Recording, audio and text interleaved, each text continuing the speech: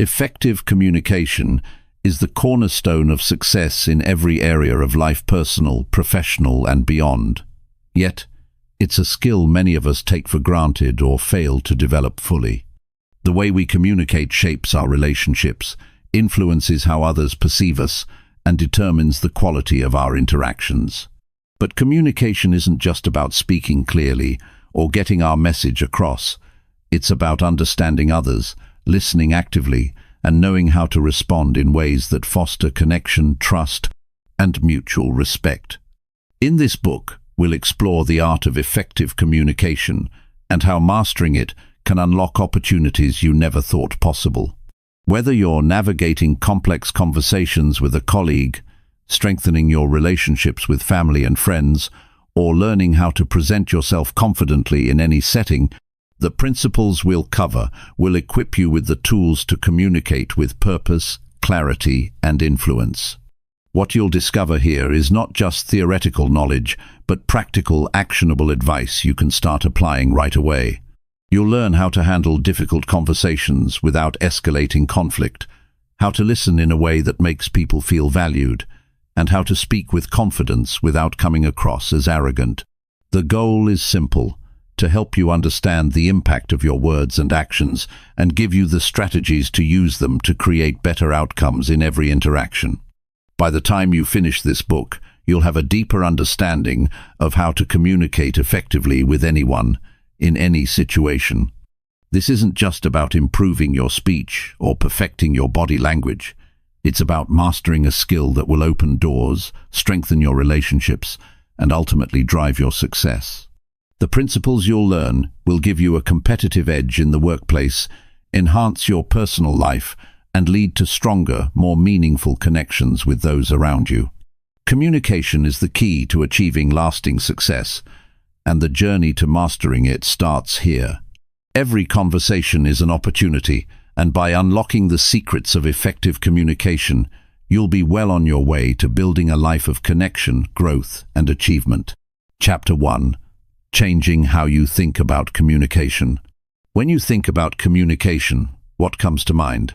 Most people probably think about having conversations, making small talk, or exchanging information.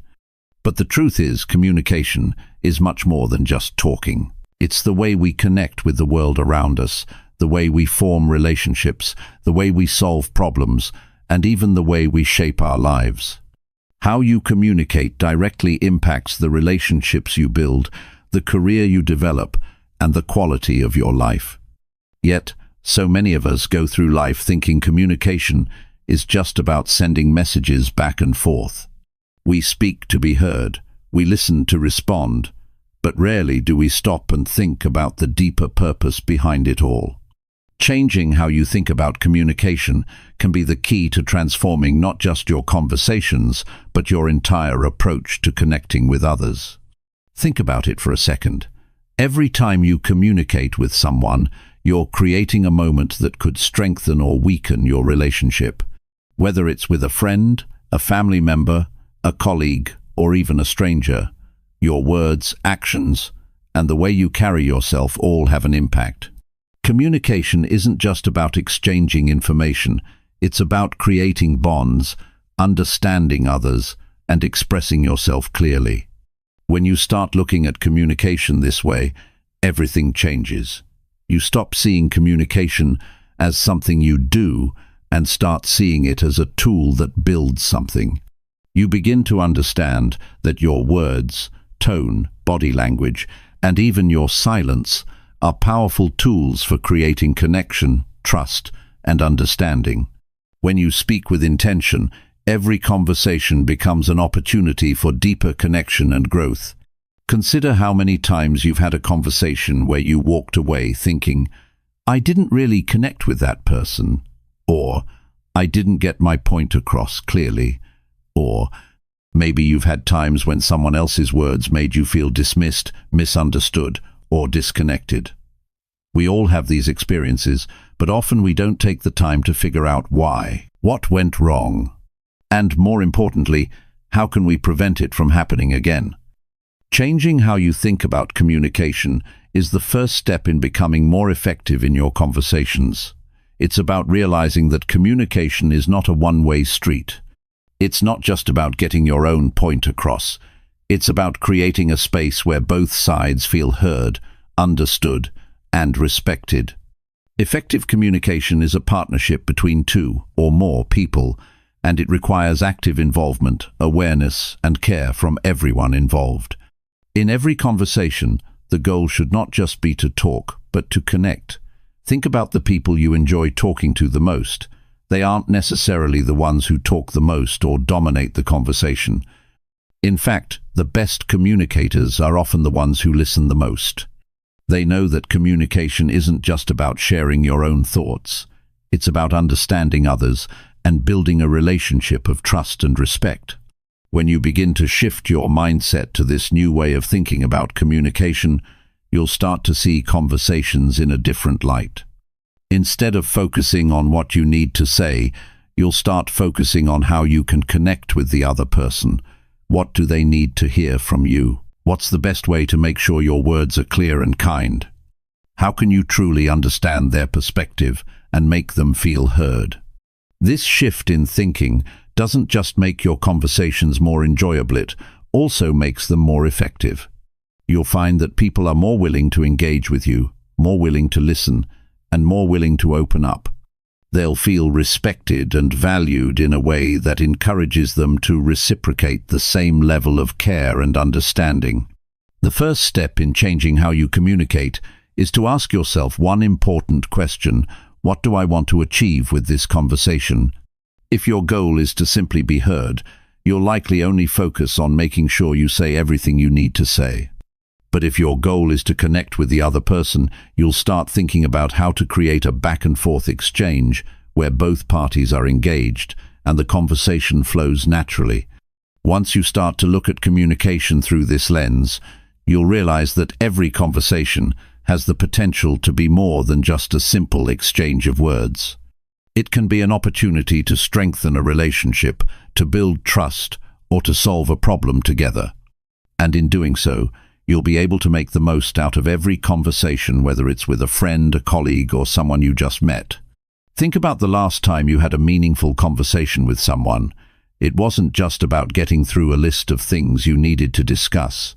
It was about connecting. Maybe you laughed together, shared an experience, or worked through a challenge as a team.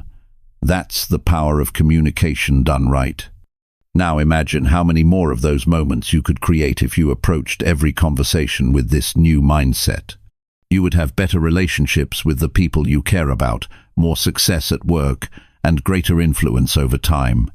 Your conversations would no longer feel like a chore or a task, but an opportunity to connect on a deeper level. But here's the catch.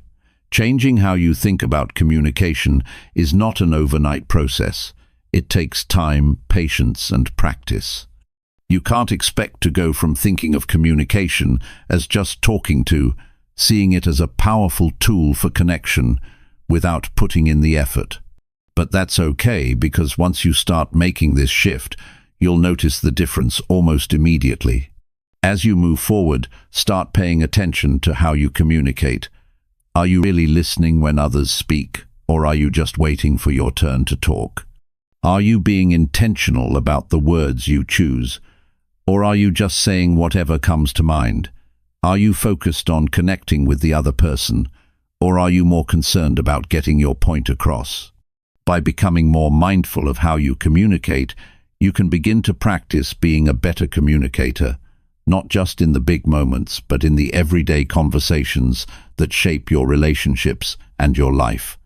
You'll find that the more you practice, the easier it gets. And before long, you'll have developed a new approach to communication that sets you up for success in every area of your life. Changing the way you think about communication isn't just about learning a new skill or technique. It's about adopting a mindset that transforms how you engage with others.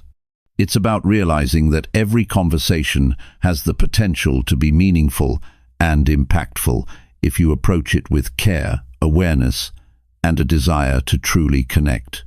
When you begin to communicate with this intention, you'll see how much more rewarding and successful your interactions will be. Ultimately, the way you think about communication affects everything. If you see it as an opportunity to connect, listen, and build trust, you'll find that your relationships improve, your career thrives, and your life becomes richer and more fulfilling. So, as you move forward, start to shift your mindset. Begin to see communication as the powerful tool it truly is. And with time, you'll become a more effective, empathetic, and confident communicator. Chapter 2. Listening to understand, not just respond. When we talk about listening, most people think of it as simply hearing the words someone says. It's an automatic response, a reflex. You hear sounds, you recognize words, and maybe you respond. But the truth is, listening is much more than that. Listening is an art, and the way we listen can completely change the outcome of any conversation. The way most people approach listening is with one goal in mind: to wait for their turn to speak.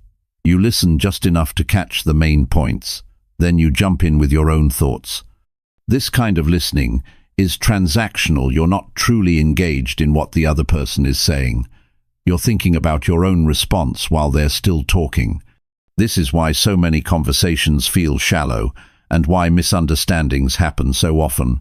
It's not because we don't care, but because we're not fully listening. Real listening, the kind that leads to better understanding and stronger relationships, is about being present. It's about focusing entirely on the person in front of you. It's not just about hearing their words, but also understanding the meaning behind them. When you listen to understand, you're not just waiting for your chance to talk. You're actually engaging with the person's thoughts and feelings. This is what makes a conversation meaningful.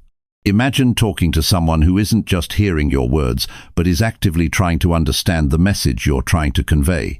They don't interrupt or finish your sentences for you. Instead, they lean in, make eye contact, and nod, showing they're really hearing you. Doesn't that make you feel like you matter, like what you're saying is important? That's the power of listening with intention.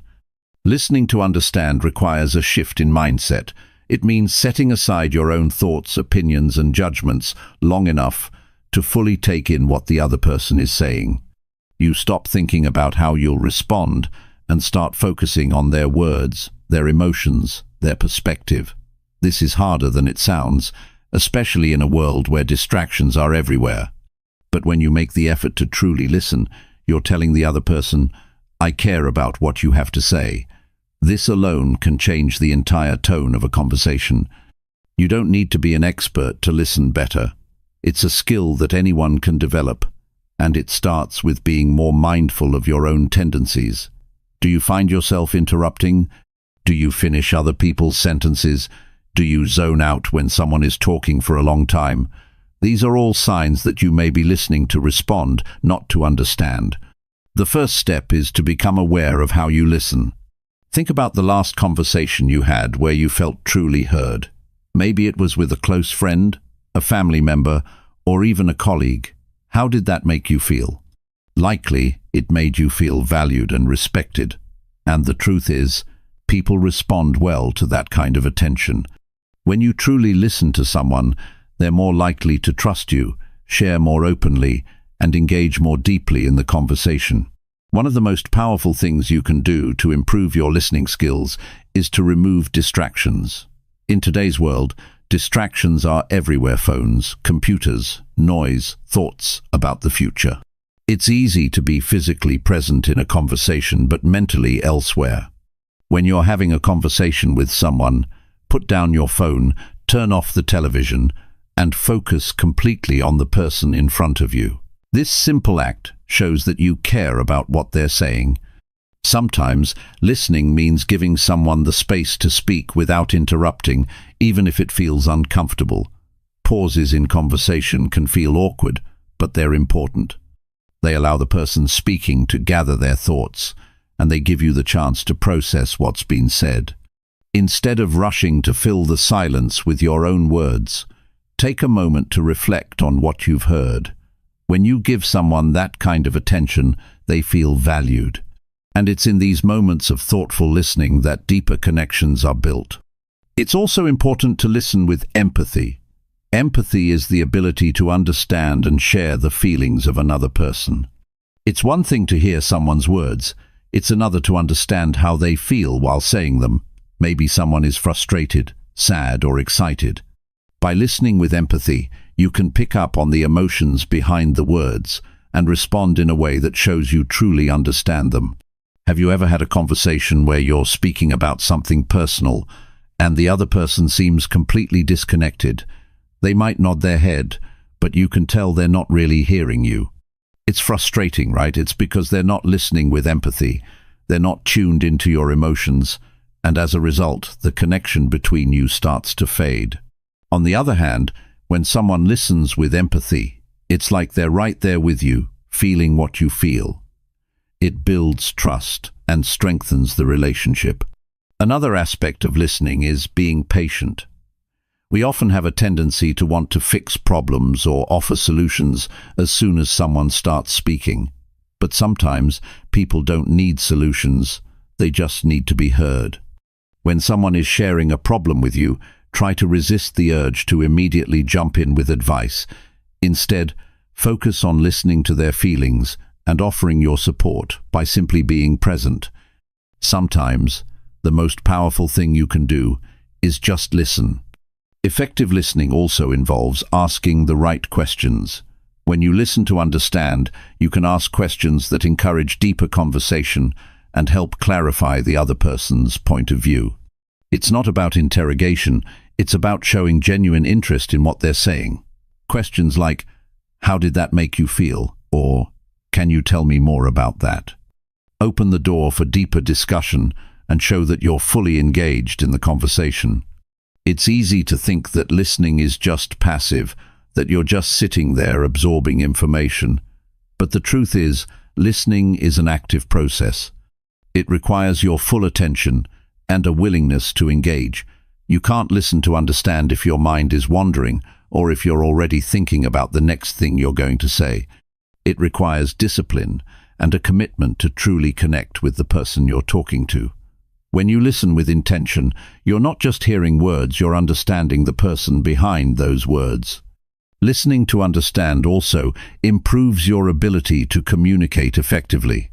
When you take the time to fully understand someone's point of view, it becomes much easier to respond in a way that's thoughtful and considerate. You can build on what they've said instead of jumping to conclusions or offering irrelevant responses.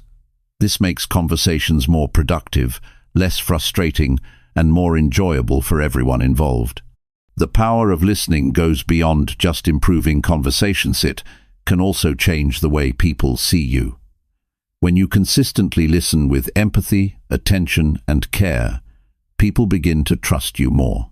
They'll feel heard and understood, and this leads to stronger relationships, whether personal or professional. People are naturally drawn to those who make them feel seen and valued. So, how do you start practicing listening to understand? It begins with being mindful of your own behavior. Pay attention to how often you interrupt or zone out. Challenge yourself to really focus on the speaker and their message. If your mind starts to wander, gently bring it back to the conversation. Practice empathy by trying to tune into the emotions behind the words. When you listen deeply, you create an environment where people feel safe, valued, and respected. By learning to listen not just with your ears but with your heart and mind, you'll become a better communicator, a better friend, a better partner, and a better leader. You'll find that people open up to you more, share more honestly, and connect with you on a deeper level. And the best part? You'll begin to notice the difference in how your relationships evolve, becoming stronger, more trusting, and more fulfilling. Chapter 3. Your body speaks too. Pay attention. When you're talking to someone, it's not just the words that matter. What you say is important, but how you say it can make all the difference. Communication goes far beyond speech. Your body is constantly speaking, even when your mouth isn't moving. The way you carry yourself, the way you stand or sit, the gestures you use, your facial expressions, these things can either reinforce what you're saying or completely undermine it. Think about it. Have you ever spoken to someone who said all the right things but their body language just didn't match? Maybe their arms were crossed, they weren't making eye contact, or they were looking at their phone while you were talking. Even though the words they were using might have been polite or caring, their body was telling a completely different story. Your body speaks volumes. In fact, it often communicates more clearly than the words you use. Body language has a way of revealing emotions, intentions, and attitudes, sometimes even when you don't realize it. You might be saying one thing, but if your body is saying something else, that's what people will pick up on. It's a natural response. We all do it, whether we realize it or not. If you're telling someone you're interested in what they're saying, but you're slouching or fidgeting, the person you're talking to will likely feel that you're not really engaged. Your body is sending a message that doesn't match your words, and that can lead to confusion or even distrust. This is why paying attention to your body language is just as important as being mindful of your words. If you want to connect with people on a deeper level, you have to communicate clearly with both your words and your body. If your physical cues and verbal cues are aligned, the person you're communicating with is more likely to believe and trust you. But if they're mismatched, it can cause a disconnect. You might say, "I'm fine," but if your posture is tense and your arms are crossed, it's pretty obvious that you're not fine. People tend to trust body language over words because it's harder to fake. The first thing to understand about body language is that it's often unconscious. Most of us don't think about it until we're in a situation where we need to be more aware of it. But once you start paying attention, you'll begin to notice that your body is always speaking. Whether you're sitting in a meeting, having a casual conversation with a friend, or interacting with a stranger, your body is sending signals. For example, eye contact is one of the most important forms of nonverbal communication. When you look someone in the eye, you're not just acknowledging them, you're showing that you're present, engaged, and interested. Avoiding eye contact, on the other hand, can come across as evasive or disinterested. If you're nervous, you might find yourself looking away, but consciously making the effort to maintain eye contact can help you come across as more confident and sincere. It's a small adjustment, but it can make a huge difference in how you're perceived. Another key element of body language is posture. The way you carry yourself tells a lot about your emotional state and attitude. If you're standing tall with your shoulders back and your head held high, you naturally project confidence. People are more likely to take you seriously, and you'll feel more confident too. But if you're slouching or hunched over, you might come across as insecure or disengaged. When you're in a conversation, try to stand or sit up straight. It not only makes you look more open and confident, but it also helps you feel more focused and engaged in the discussion. Your hands can also be a powerful tool in communication. How often do you find yourself using your hands to emphasize what you're saying? Hand gestures can help reinforce your words, making your message more memorable and clear. But, like anything else, too much can be distracting. For example, if you're gesturing constantly while speaking, it might make you seem nervous or like you're trying too hard to communicate something. On the flip side, keeping your hands still can sometimes come across as stiff or overly formal. The key is finding balance. Use your hands to help tell your story, but don't let them overshadow your words. Facial expressions also play a huge role in communication. Think about how often your face gives away your emotions without you even realizing it. A smile can put someone at ease and convey warmth, while a furrowed brow can signal confusion or concern. When someone is talking to you, your facial expressions should align with what they're saying. If they're sharing something happy or exciting, a smile or raised eyebrows can show that you're engaged and happy for them. If the conversation takes a more serious turn, your facial expressions should shift accordingly. Your face is one of the first things people read to understand how you feel about a conversation. Even things like your tone of voice and breathing patterns are part of your body language. The way you speak, whether it's fast and rushed or slow and deliberate, can signal your mood or level of engagement.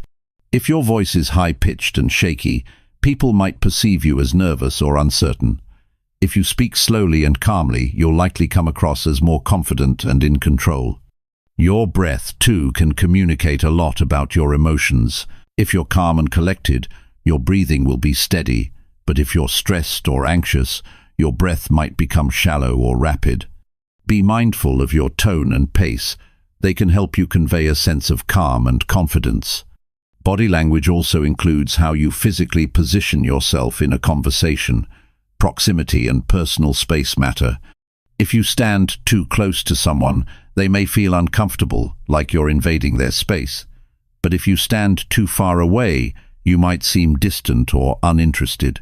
Finding the right distance depends on the context and the relationship you have with the person, but generally speaking, respecting people's personal space shows that you care about their comfort. If you're aware of your body language, you can adjust it to make sure it matches your words and intentions. This helps others feel more at ease and creates a more authentic connection. And it's not just about looking confident or engaged, it's about truly being engaged in the conversation. If you're shifting around constantly, checking your phone or looking at your watch, it sends the message that you'd rather be somewhere else. On the other hand, if you're giving the other person your full attention, your posture is open, you're making eye contact, your hands are relaxed, it shows that you value what they're saying. Being aware of your body language also means recognizing when someone else's body language isn't matching their words. If someone says, "I'm fine," but their arms are crossed or they're avoiding eye contact, it's a sign that they might not be fine after all. This is where active listening comes into play. By paying attention to both the words and body language of others, you can better understand what's really going on. If you notice signs of discomfort or tension, you might need to adjust the conversation or ask more questions to dig deeper. Mastering the art of body language isn't about being fake or over the top. It's about being intentional with your actions, making sure that your words and your body are working together to create a clear, open, and honest communication experience. It's about making sure the message you're sending is the one that's truly meant to be received. Small adjustments can make a big difference in how others perceive you and how you connect with them. By becoming more mindful of your body language, you can improve your communication skills and make every conversation more impactful. Chapter 4. Speaking clearly, less is more. When you think about communication, it's easy to assume that more words equal more clarity, but in reality, sometimes less is more. The ability to speak clearly, with precision and purpose, can be the key to making your point effectively. Overloading someone with too many words can confuse them or cause them to tune out, and that's not the kind of communication you want. What matters more than how much you say is how well you say it. We all know someone who talks a lot. Their sentences are long, they use multiple examples, and they keep going even when it's clear the listener isn't following. On the flip side, we also know people who can make their point in just a few words. They cut straight to the chase, they don't waste time, and they leave you with a clear understanding of their message. It's not that the talkative person doesn't have valuable things to say, they just haven't yet figured out how to say it effectively. The person who speaks succinctly, however, has mastered the skill of clear, impactful communication. One of the most effective ways to communicate is by getting to the point quickly. This doesn't mean you should rush through conversations or sound curt, but rather that you should be mindful of the message you want to deliver. Before you speak, think about the core of what you want to convey. Strip away the extra words, the unnecessary filler, and get to the heart of the matter. The clearer you are, the more likely people are to understand your message and take it seriously. A big part of speaking clearly is being aware of your audience. It's easy to fall into the habit of speaking for the sake of speaking, especially when you're nervous or trying to impress someone. But the truth is, when you're speaking to others, you need to consider how they will interpret your message. What do they need to know? What information is relevant? And how can you say it in the simplest way possible? If you're giving a presentation at work or telling a story to a friend, your approach should be similar. Keep it simple and focused on the key points. No one wants to listen to a long-winded explanation or a rambling story. They want to know what's important and why it matters to them. So, practice thinking before you speak. What's the essence of what you want to say? What's the main takeaway for the person you're talking to?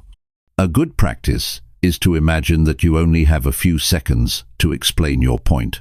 What would you say if time was limited? The more you train yourself to simplify your thoughts and speak with clarity, the easier it becomes to communicate effectively in any situation. This isn't about dumbing things down.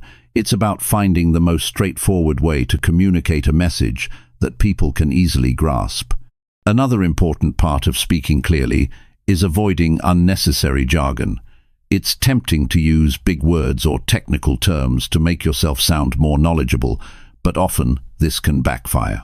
Your goal is not to impress, but to connect. When you use complicated language, it can create a barrier between you and the person you're speaking to, especially if they don't understand the terms you're using. Instead, choose words that everyone can understand, no matter their background or experience. The clearer you are, the more likely your listener will stay engaged and retain the information you're giving them. Have you ever been in a conversation where someone used terms you didn't understand, and you just nodded along, pretending to know what they were talking about? It's a common experience, and it doesn't feel good. Now imagine the opposite. A person speaks to you in a way that is approachable, that uses language you can relate to. It feels comfortable and natural. That's the kind of communication that makes a real impact. The way you structure your thoughts also plays a huge role in clarity. When you're trying to get a message across, it's easy to get sidetracked by tangents or irrelevant details. To keep things clear, you need to organize your thoughts before you speak. If you have multiple points to make, try to present them in a logical order. Start with the most important idea, and then build on it. Avoid jumping around from topic to topic, as this can confuse your listener and make it harder for them to follow what you're saying. For example, if you're telling a story, don't start with the ending. That's a sure way to lose your audience. Instead, begin with the setup. What's the context? Who's involved? What's at stake? Once you've established that, you can move into the events that unfold and then finish with the conclusion. When you follow this structure, your listener can track your thoughts and understand where you're going with the conversation. Another strategy for clear communication is the power of pauses. We live in a fast-paced world, and many of us are in the habit of speaking quickly and filling silence with more words. But taking a moment to pause can actually make your words more impactful. A well-timed pause gives your listener a moment to process what you've just said. It also gives you a chance to collect your thoughts before continuing. Instead of rushing through your point, slow down, take a breath, and allow your words to sink in. Pauses also give you the opportunity to emphasize important points. If you've just said something significant, don't rush on to the next thought. Take a moment to let the importance of your words land. This not only gives your listener time to reflect on what you've said, but also shows that you value your message and want to make sure it's understood. Being clear doesn't mean you have to be overly formal. Communication is much more than just getting facts across. It's about building connections. The more natural and genuine you are, the more likely it is that your message will be received. So don't worry too much about perfecting every sentence. Instead, focus on delivering your thoughts in a way that is honest, direct, and relatable. Sometimes, simplicity can be the hardest part. It's easy to overcomplicate things or get caught up in trying to sound impressive.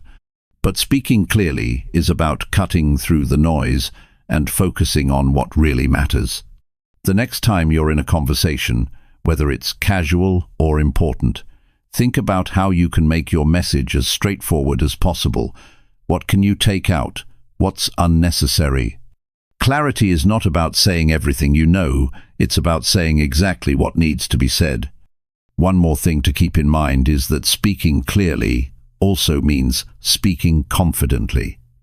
When you know what you're saying and you've organized your thoughts, you'll naturally feel more confident. And confidence has a huge impact on how your words are received. If you're unsure of yourself, your listener might also feel unsure. But if you speak with assurance, even if it's just by being clear and concise, your message will have more weight. The key to effective communication lies in understanding that less really is more. You don't have to say everything to get your point across. When you speak clearly, with purpose and focus, you not only make it easier for others to understand you, but you also show respect for their time and attention. Whether you're having a casual conversation or delivering a serious message, the ability to speak with clarity can be the difference between being heard and being ignored.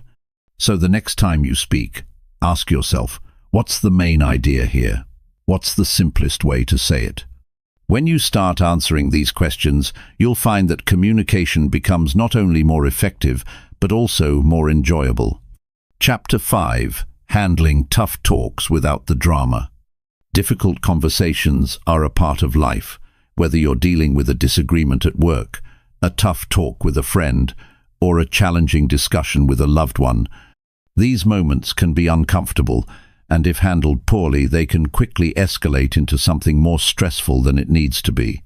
But the ability to manage tough conversations effectively is a skill that can transform relationships, both personally and professionally. It's not about avoiding difficult topics. It's about approaching them in a way that promotes understanding, respect, and resolution. The first thing to remember when you're facing a tough conversation is that your mindset matters. If you enter the conversation with the assumption that it's going to be an argument or that the other person will get defensive, it's almost guaranteed that things will go poorly. But if you go in with an open mind, willing to listen and willing to find common ground, the outcome can be very different. The way you frame the conversation in your mind is the first step in how it will unfold. Before you even start the conversation, take a moment to consider the perspective of the other person. What might they be feeling? Why are they reacting the way they are? We often approach tough conversations from our own point of view, assuming that we are right and the other person is wrong. But this can close us off from understanding the true issue. If you make an effort to approach the situation with empathy and an understanding of the other person's perspective, you can significantly reduce the tension and increase the chances of finding a solution. In any tough conversation, it's important to stay calm and composed. When emotions run high, it can be easy to raise your voice, interrupt, or say things you don't really mean. But reacting emotionally only fuels the fire. Instead, take a deep breath and make an effort to keep your emotions in check. If you feel yourself getting angry or upset, give yourself a moment to calm down before you respond. It's not about suppressing your feelings, but rather about taking control of how you express them. This helps keep the conversation from spiraling out of control. When it's time to speak, be clear about your intentions. What do you hope to achieve from this conversation? Are you trying to find a solution? Are you seeking understanding or simply expressing your feelings? By knowing what you want to accomplish, you can steer the conversation in the right direction and keep it productive. If you don't have a clear sense of your goals, you might find yourself talking in circles or going off topic. Stay focused on the key points and don't let the conversation drift into unnecessary areas. Another important strategy when managing tough conversations is avoiding blame and accusations. It's easy to fall into the trap of pointing fingers and accusing the other person of wrongdoing, but this only puts them on the defensive. Instead of saying, "You always do this," try to focus on how the situation makes you feel. For example, instead of accusing someone of being selfish, you could say, "I feel hurt when I'm not included in plans." By taking ownership of your feelings and framing the conversation in terms of your experiences, you make it easier for the other person to listen without feeling attacked. Use I statements instead of you statements. This simple shift in language makes a huge difference. When you say, "You never listen to me," it sounds accusatory and likely to make the other person feel defensive. But when you say, "I feel unheard when I try to talk," it expresses your feelings without attacking the other person. This approach fosters empathy and opens the door for a more productive discussion. Listening is equally important during difficult conversations. It's easy to get caught up in defending yourself or making your point, but true communication involves listening just as much as it involves speaking. Give the other person the space to express their feelings and really listen to what they're saying. This doesn't mean just hearing their words. It means understanding their perspective and acknowledging their emotions. Acknowledge what the other person is saying, even if you don't agree with them. You don't have to agree with everything to have a meaningful conversation, but acknowledging their feelings shows respect. Another key to managing tough conversations is staying solution-focused. It's easy to get stuck in the past and dwell on what went wrong, but this doesn't help anyone move forward. Instead of rehashing old arguments, focus on how you can move forward. What changes can you both make to improve the situation? What actions can be taken to prevent a similar issue from happening again? Keeping the conversation centered on solutions helps create a sense of progress and shows that you are both interested in resolving the issue rather than just airing grievances. If the conversation starts to escalate or become unproductive, don't be afraid to take a break. Sometimes a short pause can help everyone collect their thoughts and calm down. This isn't about avoiding the issue. It's about creating the space needed for a more constructive discussion. It's okay to say, "I think we both need a few minutes to cool off before we continue." This shows that you are committed to resolving the issue, but you want to do it in a way that's calm and thoughtful. During difficult conversations, it's important to avoid personal attacks. Name-calling, insults, or belittling remarks will only escalate the situation and cause lasting damage to the relationship. Instead, focus on the specific issue at hand. Keep the conversation respectful, even if you're upset. By addressing the problem, not the person, you maintain a level of professionalism and emotional intelligence that allows both parties to stay calm and productive. Don't forget to acknowledge the other person's perspective, even if you don't agree with it. Showing that you understand where they're coming from doesn't mean you have to agree with them, but it creates an atmosphere of mutual respect. When people feel heard and understood, they're more likely to listen to your point of view and be open to compromise. When it comes to resolving the issue, be open to compromise. You might not get everything you want, and neither will the other person. But if you approach the conversation with a mindset of collaboration rather than confrontation, it becomes easier to find a middle ground. The goal isn't to win the argument, it's to come to a solution that works for both sides. Sometimes that means making concessions and finding creative ways to meet each other's needs.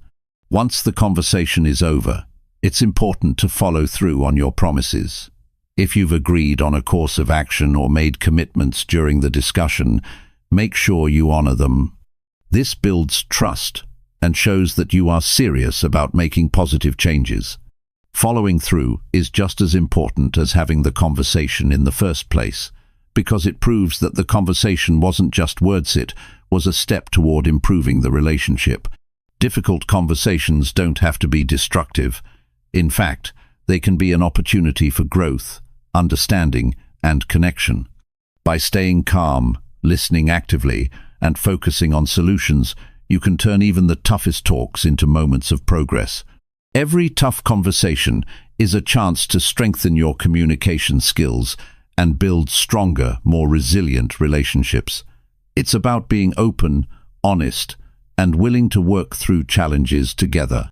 When you approach these situations with the right mindset and the right tools, you'll find that they become easier to navigate and more productive in the long run. Chapter 6. Putting yourself in others' shoes. Empathy isn't just a nice-to-have skill in communication, it's a vital one. If you want to really connect with others, especially when you're dealing with difficult or complex situations, the ability to put yourself in someone else's shoes is invaluable. Understanding where someone is coming from, seeing things through their eyes, and truly hearing them can create a bond that fosters trust, respect, and better relationships. This isn't always easy, but when you learn how to do it effectively, It can transform the way you communicate and interact with others. When you think about empathy, it's more than just feeling bad when someone else is upset.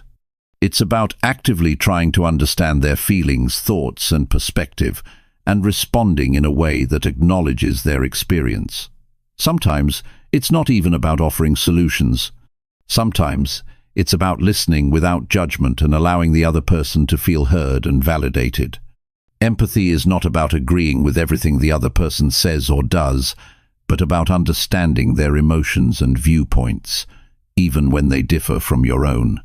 One of the first steps in being more empathetic is taking the time to listen, not just listening to respond, but truly listening to understand. So often, when we're having a conversation, we're already thinking about what we're going to say next. We're so focused on crafting our response that we miss the full depth of what the other person is saying. This can lead to misunderstandings or frustration because the other person may feel that they weren't really heard. Empathetic listening means giving the speaker your full attention, letting them express themselves without interruptions, and focusing entirely on their words. It's about being present in the moment and making the other person feel like their thoughts and feelings are important. When you listen with empathy, it's also crucial to pay attention to non-verbal cues. Sometimes what's left unsaid speaks louder than words. A person's tone of voice, body language, and facial expressions can tell you a lot about how they're feeling. Are they tense, nervous, frustrated? By noticing these cues, you can get a better sense of what the person may be experiencing internally, even if they're not directly saying it. This can help you respond in a way that is more attuned to their emotions and more supportive in nature. It's also important to ask questions that show you're genuinely interested in understanding their point of view. Don't make assumptions. Instead of jumping in with your own ideas or advice, try asking open-ended questions that encourage the other person to share more. Questions like, "How did that make you feel?" Or, "What was going through your mind when that happened?" Invite the person to open up and give you a deeper insight into their thoughts. These types of questions also help the other person feel valued, because it shows that you care about their experience. Another way to practice empathy is by validating the other person's feelings. This doesn't mean you have to agree with them, but simply acknowledging their emotions can go a long way. For example, if someone is upset about something, saying something like, "I can see why you'd feel that way," or "That must be really tough for you," shows that you're recognizing their emotional state and not dismissing it. When someone feels validated, they're more likely to open up and continue the conversation in a productive way. It also helps to reduce the emotional tension that can arise in difficult discussions, because it creates a safe space where feelings are acknowledged instead of ignored or minimized. In some situations, people may not want you to fix their problems. They may just want to be heard, to feel understood. Offering advice too quickly can sometimes be counterproductive, especially if the other person just needs to vent or process their emotions. Instead of jumping straight into problem-solving mode, try simply acknowledging what they're saying and expressing understanding. You might say something like, "I can't imagine how hard that must be for you," or "That sounds really challenging." This allows the person to feel supported without immediately feeling the pressure of having to fix the situation. Empathy also requires a degree of patience. Not everyone is going to open up right away, and sometimes people need time to express themselves. They might not have the right words, or they might be afraid of being judged. By giving them the space they need and showing that you're willing to listen without rushing them, you help build a sense of trust. Patience also helps you avoid jumping to conclusions or reacting too quickly. Often, people just need a moment to articulate their feelings, and with empathy, you can be the person who helps them feel comfortable doing that. There are times, of course, when empathy can be challenging. If you're dealing with someone who is angry, defensive, or upset, it can be easy to slip into a defensive mode yourself. But responding to anger with more anger or defensiveness will only escalate the situation. Instead, try to remain calm Acknowledge their emotions and let them know that you're open to understanding what's behind their frustration. This can help de-escalate the situation and create a more constructive dialogue. By keeping your own emotions in check and responding with empathy, you're setting the tone for a more positive interaction, even when things get tough. Empathy doesn't only apply to difficult conversations, though.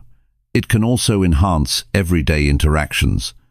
The ability to show empathy in casual conversations can strengthen your relationships, whether you're talking to a colleague, a friend, or a family member. For example, if a friend shares something exciting with you, showing enthusiasm and joy for their success is a form of empathy. On the other hand, if they share something difficult, offering a kind word or simply being there to listen can make a world of difference.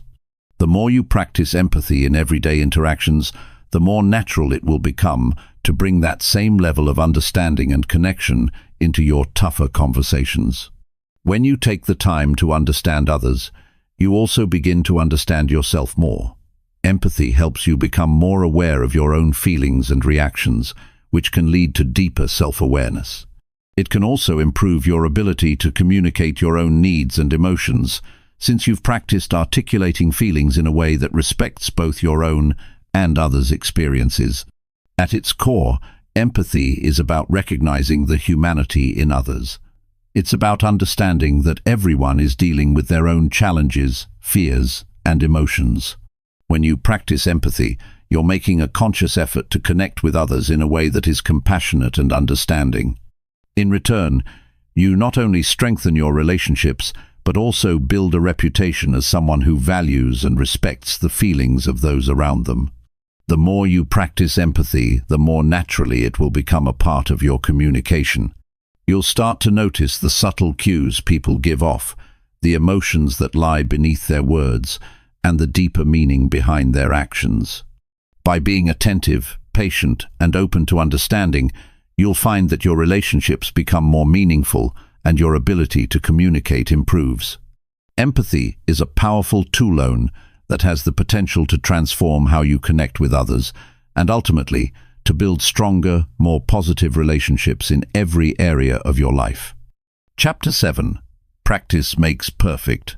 Improving every day. Improving communication is a gradual process and one that requires ongoing effort.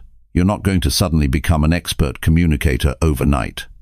But the good news is, with consistent practice, you can make meaningful progress.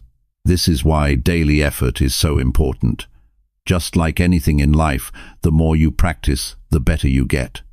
Communication is no different. It's easy to think that you've got it all figured out after a few successful interactions.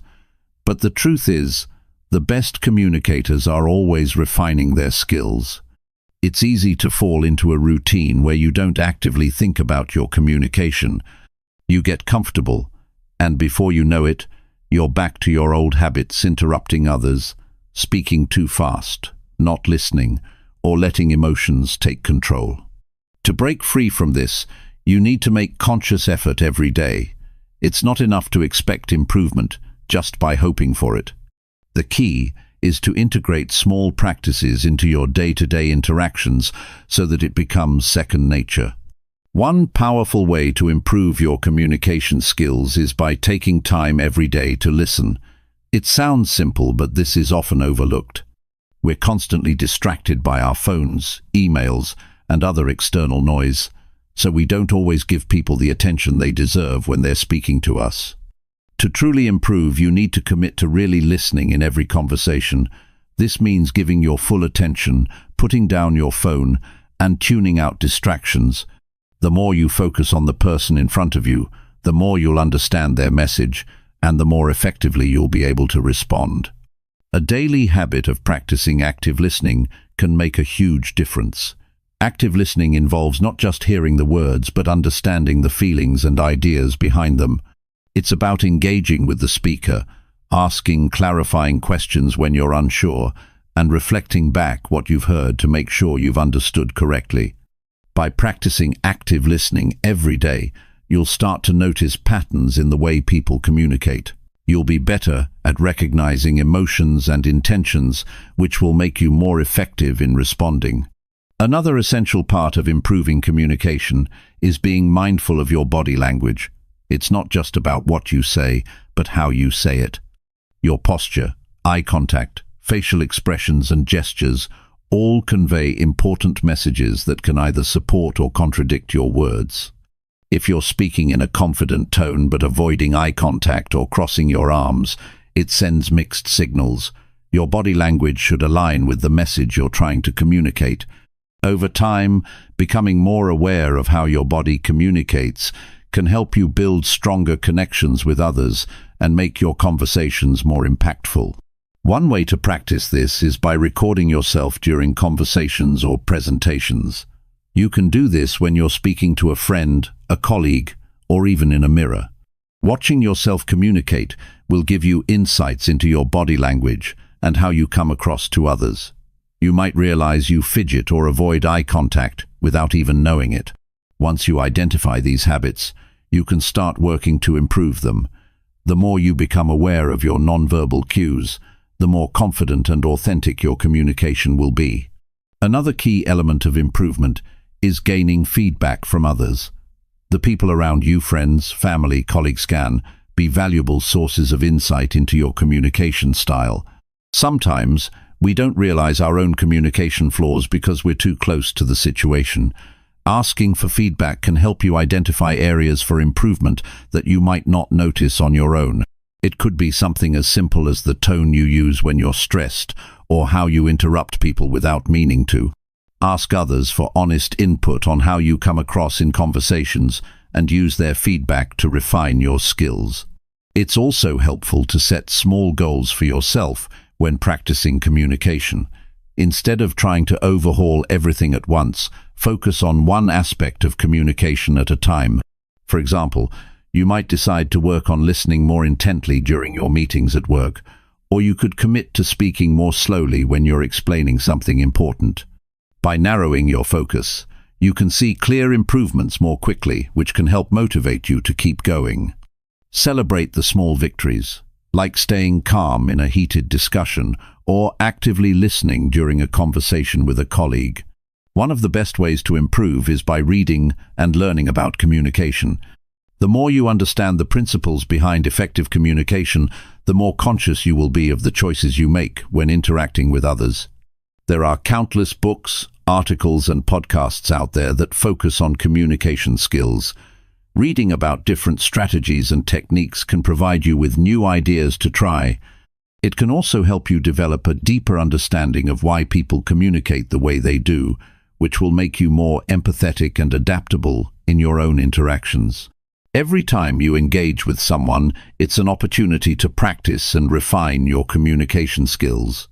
The more you put them into action, the more naturally they'll come. Communication doesn't just happen when you're having a big conversation. It's a part of everything you do. Whether you're sending a quick text, giving a presentation, or catching up with a friend, each moment is an opportunity to practice. Over time, you'll develop the confidence and skills to handle all sorts of conversations with ease. To keep yourself on track, review your progress regularly. At the end of each day, take a moment to think about the conversations you had and how you could have communicated more effectively.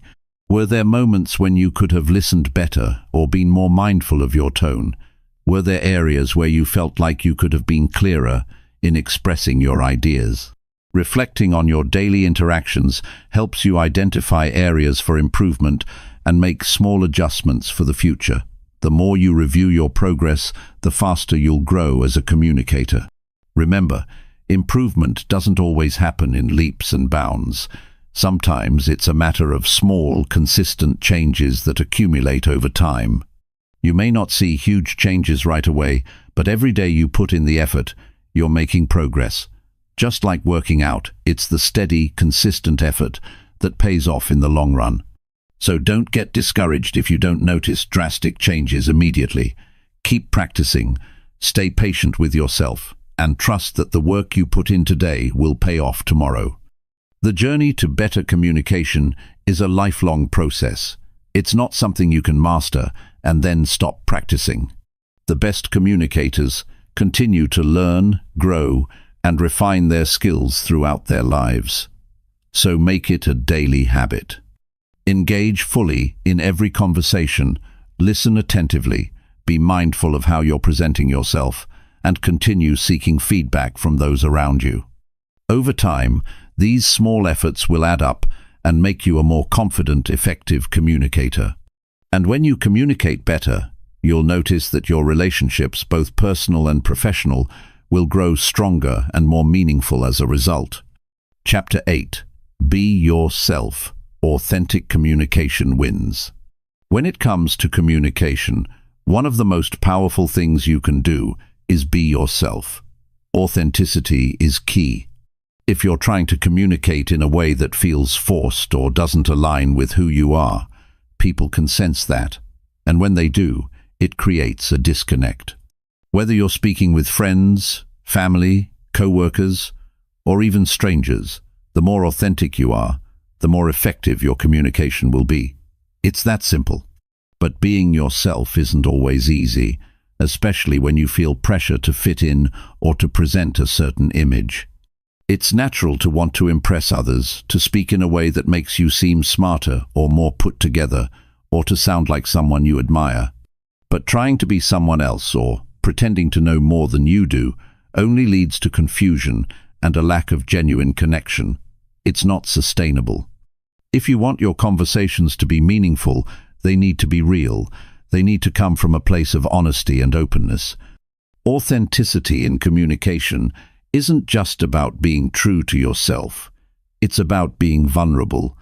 Being real means showing up as you are, flaws and all, without trying to hide behind a facade.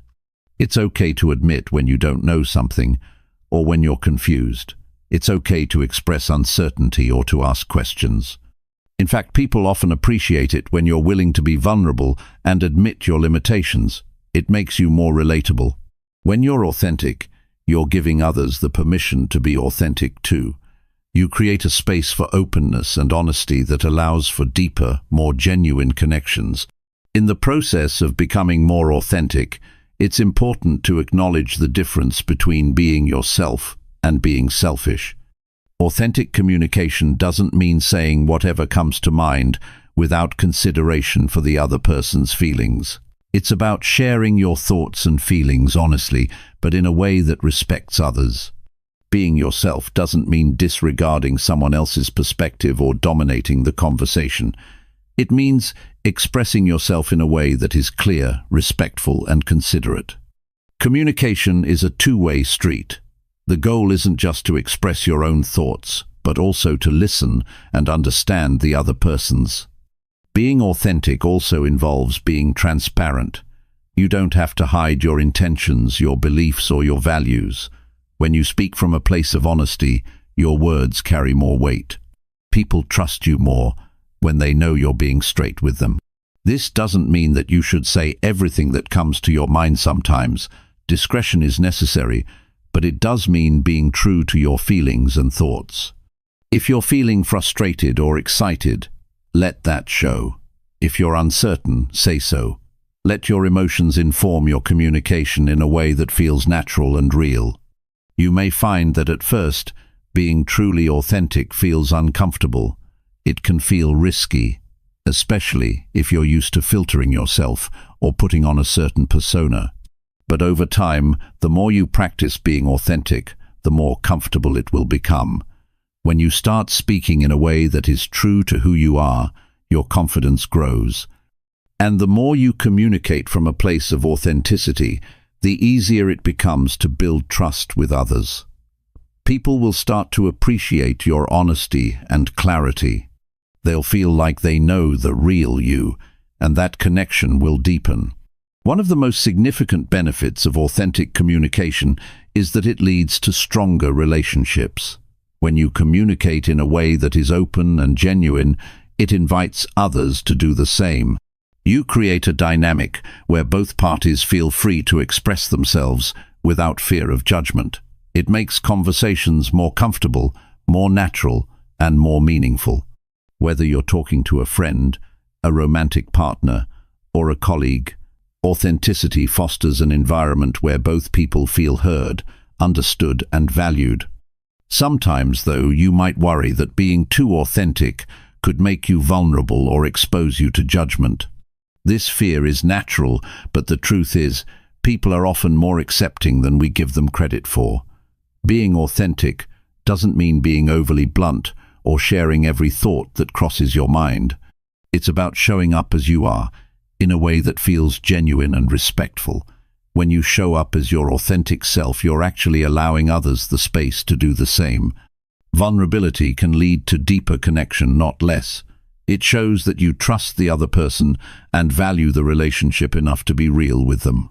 There's also the idea that authenticity comes with a certain courage. It's not always easy to speak your truth, especially if it goes against the norm or if you fear judgment. But the more you practice being yourself, the more natural it becomes.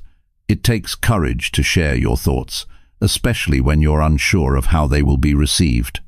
But once you realize that true connection comes from honesty and openness, it becomes easier to embrace that courage. The strength you gain from being true to yourself is unmatched. It's liberating to know that you don't have to hide parts of yourself in order to connect with others. Authentic communication also means understanding your values and communicating them clearly. When you understand what matters to you, you can communicate more effectively because you won't be swayed by outside pressures. Knowing your own values gives you clarity in conversations and helps you avoid getting lost in others' expectations. It's about standing firm in what you believe while also being open to hearing and understanding others' perspectives. When you're grounded in your values, your communication has direction, and it's easier to communicate with integrity. Being yourself also helps you stay consistent in your communication. When you're authentic, there's no need for confusion. You're not pretending to be someone you're not, so your words match your actions.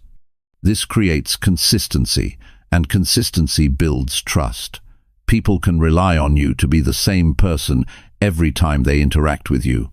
This reliability strengthens relationships, whether it's in your personal life or at work. At the same time, there's a balance to be found. You can be authentic without being abrasive. Being yourself doesn't mean disregarding the social context or ignoring the feelings of others. It's about being aware of the situation and adapting when necessary.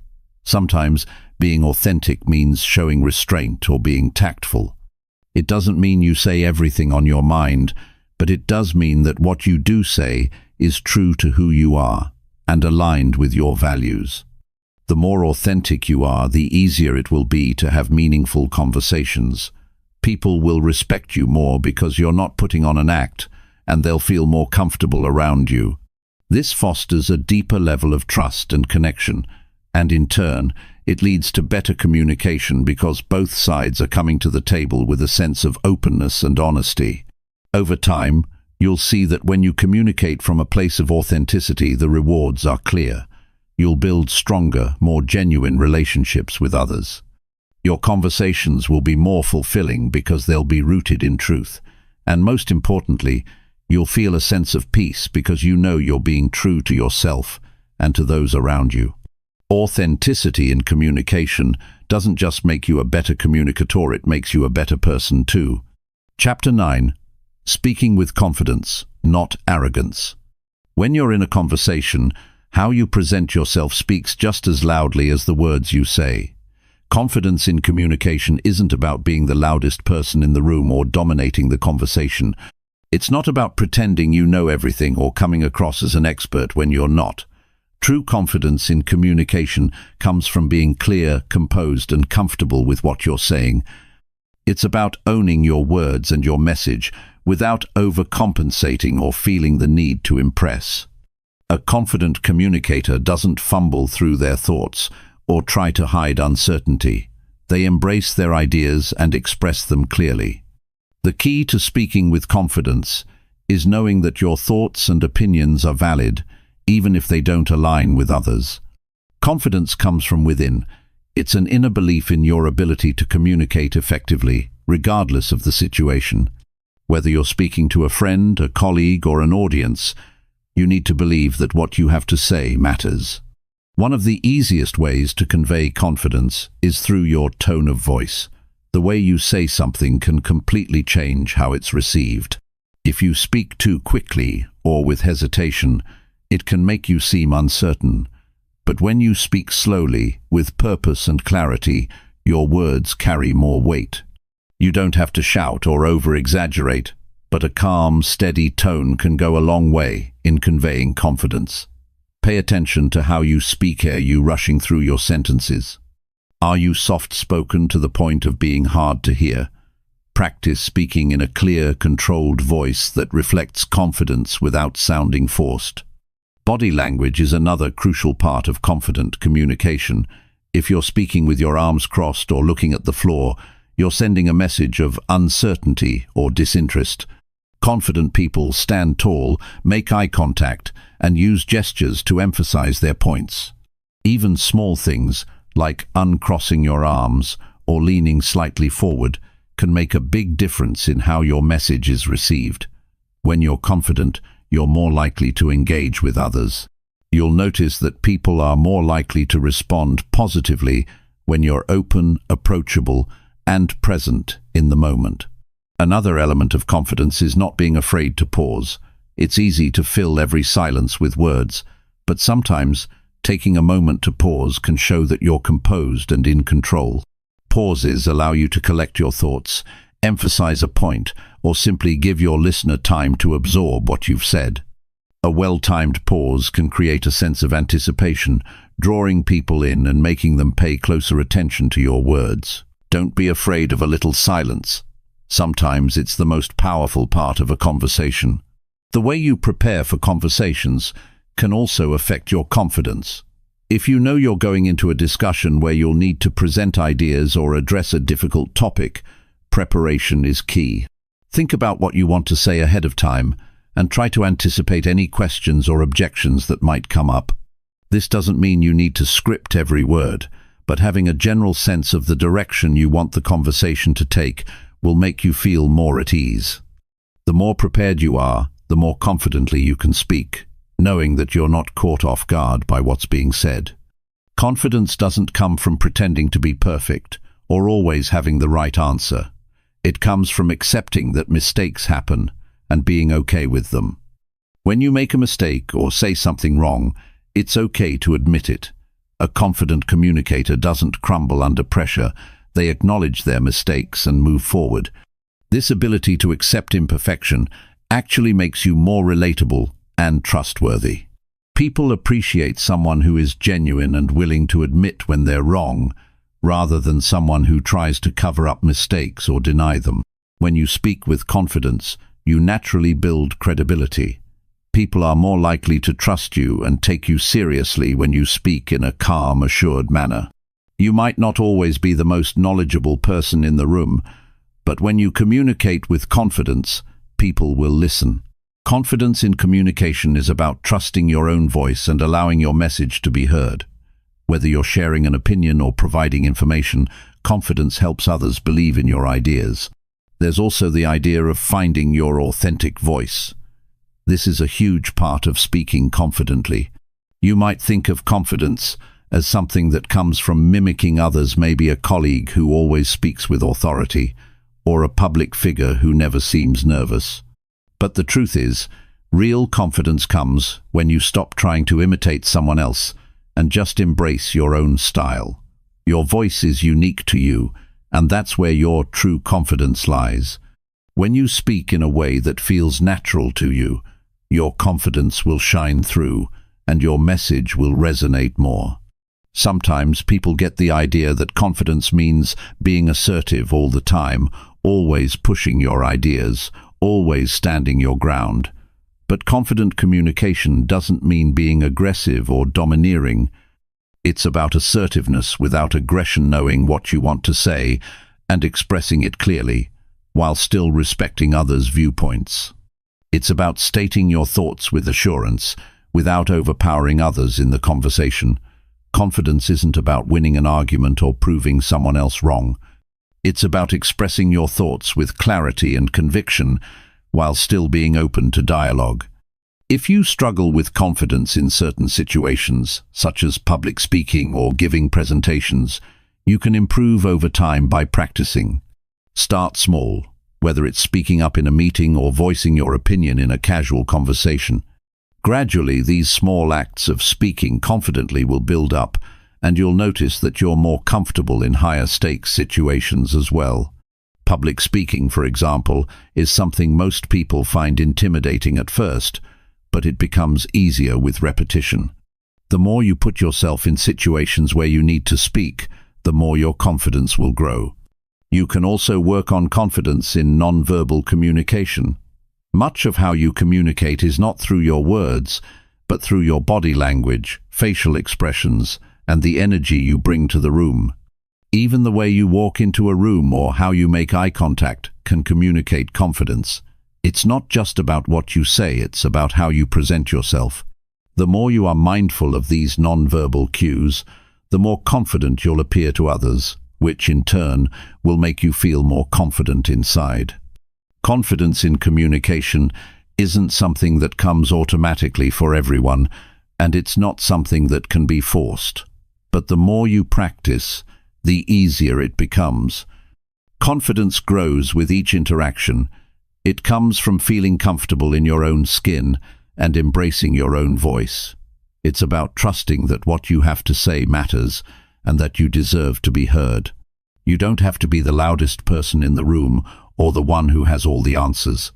True confidence comes from owning your words, expressing them clearly, and allowing others to hear your thoughts without fear or hesitation. Over time, as you continue to practice confident communication, you'll start to see it transform your relationships, both personally and professionally. People will respond to you differently when they sense your confidence. You'll be able to navigate tough conversations with ease, express your ideas more clearly, and connect with others on a deeper level. Confidence, when expressed authentically, becomes a powerful tool for creating stronger, more meaningful connections. And the more confident you are in your ability to communicate, the more you'll see your life and relationships thrive. Chapter 10. Communicating in the digital world. Communication in the digital world is a whole different ballgame. Gone are the days when face-to-face conversations were the norm. Today, much of our communication happens through text messages, emails, social media posts, and even video calls. While these platforms offer us incredible opportunities to connect with others, they also come with their own set of challenges. Understanding how to communicate effectively in this digital space is essential, and it requires a shift in mindset and approach. One of the biggest differences between in-person communication and digital communication is the lack of non-verbal cues. In face-to-face interactions, we rely on body language, facial expressions, and tone of voice to gauge how someone is feeling or what they truly mean. In digital communication, all of that is stripped away. A simple message or email can be misinterpreted because there's no way to tell if the other person is smiling, laughing, or rolling their eyes. This can lead to misunderstandings, conflicts, and frustration, especially when the tone or intent behind a message isn't clear. The key to effective communication in the digital world is to be extra careful with your words. Without the benefit of facial expressions or body language, the way you phrase things becomes even more important. What might come across as casual or light-hearted in person can sound rude or dismissive in a text or email. This is why it's so important to think about the tone of your messages before hitting send. Ask yourself, how might this be perceived by the person on the other end? Am I being clear and respectful? Do my words reflect my true intent? Taking a moment to reflect on your message before sending it can save you from unnecessary misunderstandings. It's also easy to forget that digital communication doesn't allow for the same back-and-forth rhythm that in-person conversations do. When you're having a conversation face-to-face, there's a natural flow. You speak, they respond, and the back and forth continues. In the digital world, however, Especially when you're dealing with emails or text messages, there's often a delay. This can lead to frustration, especially if you're waiting for a response or if the other person takes a long time to reply. One of the most important things you can do is be patient and understanding. Remember that the other person might not be sitting right in front of their phone or computer, and their response might take a little longer than you'd like. In addition to patience, clarity is paramount in digital communication. Without the opportunity to ask questions on the spot or clarify misunderstandings immediately, it's easy for your message to get lost in translation. Be as clear and concise as possible and avoid overcomplicating things.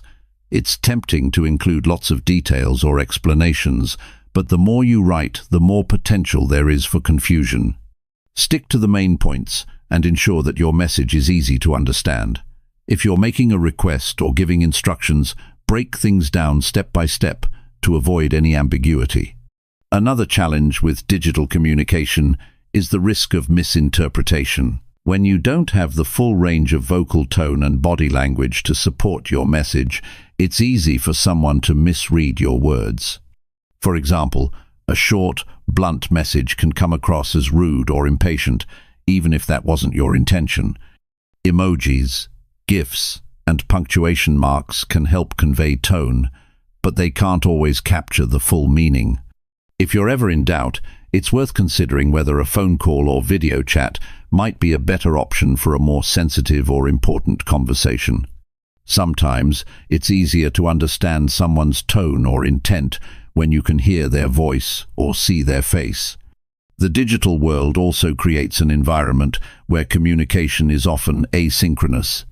In other words, you may not always be communicating in real time, and that can create problems, especially when you're trying to coordinate with others. For example, in a work setting, emails or project management platforms might not provide instant responses, which can slow things down. It's essential to manage expectations in this space. If you need an immediate response, make sure to note that in your message. Use phrases like, "Please reply as soon as possible," or "Looking forward to your response today." Conversely, if you don't need an immediate reply, let the other person know that they can take their time to respond. Context plays a significant role in digital communication, and without it, things can get easily misunderstood. When you're sending a message or email, be aware of the context in which you're communicating. Are you responding to a work email? Are you having a casual chat with a friend? The context will dictate the tone and level of formality your message should have. A message to a colleague might require a more formal tone, while a text to a close friend can be more relaxed and informal. Misjudging the tone of your message based on context can lead to awkward situations or confusion. In professional settings, it's often better to err on the side of caution and use a more formal tone. In personal settings, you can be more informal, but even then, consider how your words might be received. One major advantage of digital communication, though, is that it gives you time to think. In a face-to-face conversation, you often have to respond quickly, which can sometimes lead to missteps or regrets. In digital communication, you have the luxury of taking a moment to consider your response. If you're feeling emotional, it can be helpful to step away for a while before responding to an email or text message. This pause gives you the chance to think more clearly and respond in a way that you won't regret later. It's also important to take your time to process information before replying. If you're reading a message that triggers an emotional reaction, give yourself permission to pause and reflect before firing back a response. Timing is also crucial in the digital world. Some messages are time-sensitive, and responding in a timely manner can prevent unnecessary delays or complications. In work settings, for instance, delayed responses can slow down progress and create frustration. On the other hand, in more casual or personal conversations, waiting a little longer to respond may be perfectly fine. However, regardless of the situation, it's always respectful to acknowledge receipt of a message, especially if you need more time to respond thoughtfully. A simple, "Got your message, I'll get back to you soon," can go a long way in letting the other person know that you haven't ignored them. Another key aspect of digital communication is setting boundaries. Since we're always connected, whether through our phones, computers, or other devices, it can be easy to feel like we have to be available 24/7. But that's not realistic, and it's important to set boundaries to protect your time and mental health. Be clear with others about when you're available to respond and when you're not. If you don't want to be bombarded with messages late at night or on weekends, let people know. Setting these boundaries helps you maintain control over your time and allows you to engage in digital communication without feeling overwhelmed. At the same time, digital communication can create opportunities for stronger relationships. Being able to reach out to someone at any time, whether through a quick text or a message on social media, allows us to maintain connections with people who may live far away or whom we don't see often. Digital platforms can keep relationships alive in ways that weren't possible in the past. However, the key is to remain intentional with how you communicate. Even though you're using digital tools, the goal should always be to foster genuine, meaningful connections. Whether you're texting a friend, responding to an email, or engaging on social media, the way you communicate should still reflect the values of kindness, respect, and authenticity. Ultimately, successful communication in the digital world is about being mindful of how you present yourself through your words. Whether you're typing a quick text, crafting a professional email, or sending a social media post, the goal is always the same: clear, respectful, and thoughtful communication. In the digital world, where so much of our communication happens online, it's easy to overlook how powerful words can be. But if you approach each interaction with intention, patience, and clarity, you can navigate the challenges of digital communication and use it to build stronger, more meaningful relationships. Chapter 11. Reading between the lines. When you communicate with someone, what they say is only part of the story. It's just as important to listen to what's not being said, the things hidden beneath the surface, between the words. This is where reading between the lines comes in. It's about tuning into the subtle signals that others give you, their body language, tone of voice, facial expressions, and even the pauses in conversation. These cues tell you things that words alone cannot express, and understanding them can dramatically improve your communication. People don't always say exactly what they mean. They might be too afraid to speak up, unsure of how to express themselves, or even trying to protect someone else's feelings. In these moments, you need to be a little detective. It's about being observant and sensitive to the underlying emotions, motives, and intentions that lie behind someone's words. This doesn't mean jumping to conclusions or reading too much into things, but rather looking for signs that can help you better understand where the other person is coming from. For instance, imagine you're having a conversation with a coworker about a project that's behind schedule. On the surface, they might simply say, "We're working on it, but there are some delays." You could take that at face value and move on, but if you pay attention, you might notice that they're avoiding eye contact, speaking quickly, or fidgeting nervously. These small physical cues suggest that something deeper might be going on. Maybe they're frustrated or worried but don't want to admit it. By noticing these signs, you can adjust your response, asking more thoughtful follow-up questions or offering support in a way that addresses their real concerns. Reading between the lines can also help you detect hidden emotions. Sometimes, people say one thing but feel something entirely different. A person might tell you they're fine when they're clearly upset, or they might agree to something even though you can tell they're not completely on board. These moments require you to read between the lines and recognize that their words are just the surface. How they say it, the hesitation in their voice, the way their eyes dart around, the tightness in their posture could reveal that they're not being fully open. By picking up on these signals, you can approach the situation with more empathy and understanding. Tone of voice is an especially powerful tool when it comes to reading between the lines. The same words can convey completely different meanings depending on how they're said. A simple phrase like, "I'm not angry," can have a very different impact depending on whether it's said with a calm, soothing voice or with a sharp, defensive tone. Often, the emotion behind the words is in the tone itself, not the content of the sentence. This is why it's so important to listen with not only your ears but your whole body. You can tell when someone's tone doesn't match their words, and that's your clue that there's more going on than meets the eye. Another important thing to consider when reading between the lines is context.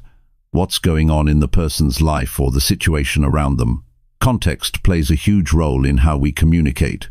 Someone who is stressed at work or dealing with personal issues may not communicate as clearly or effectively as they normally would.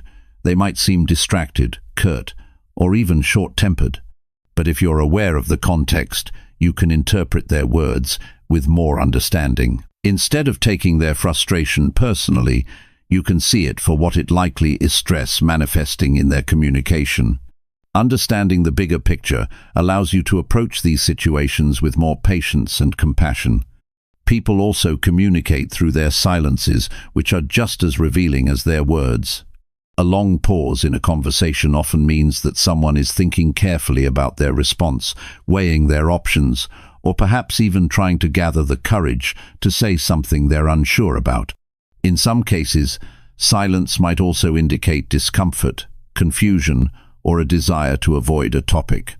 When there's a pause, it's easy to jump in with your own response, but if you wait a moment, you might discover that the person is still processing their thoughts. This can create an opening for a deeper, more meaningful conversation. The key to reading between the lines is patience and empathy.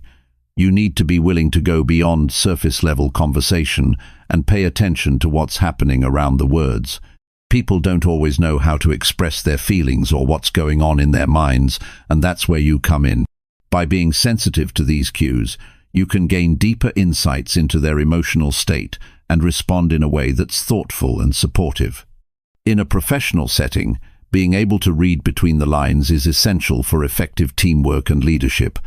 If you're a manager, for example, picking up on subtle signals from your employees can help you understand their concerns, even if they're not expressing them directly. If an employee seems distracted or stressed but isn't vocal about it, recognizing that can prompt you to offer assistance or check in with them.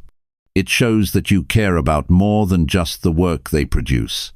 You care about their well-being. By doing this, you build trust and create an environment where people feel comfortable opening up when they need support. But reading between the lines isn't just for professional settings. It's also crucial in personal relationships.